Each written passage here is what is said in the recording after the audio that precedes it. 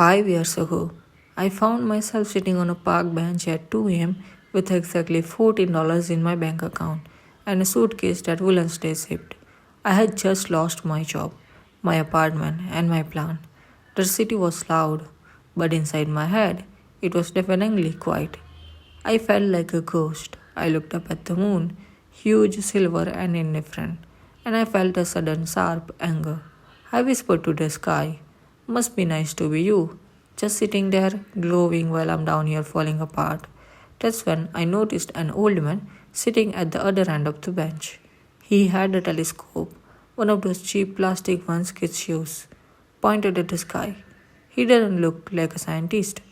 He looked like he'd seen 100 winters. "Want to buy a piece of the moon?" he asked. His voice sounded like a gravel and honey. I laughed. A bitter, hollow sound.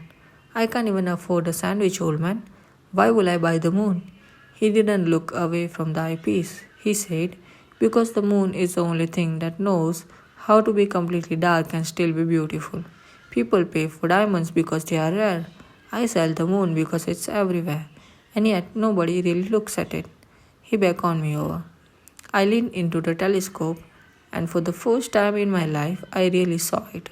It wasn't just a glowing ball, it was covered in scars, craters, jagged lines, shadows, and impact sites. It looked like it had been hit by a million rocks over a billion years. "It's beat up," I whispered. "Exactly," he said. "It's a giant rock that's been through a war. It's yet the thing that pulls the tides and lights the way for every traveler in history. It doesn't glow because it's perfect. It glows because it's standing in the light of something bigger than itself." I didn't buy the moon that night, but I gave him my last $14 for that telescope. I still have it. It's a piece of junk, honestly, but it's my most prized possession.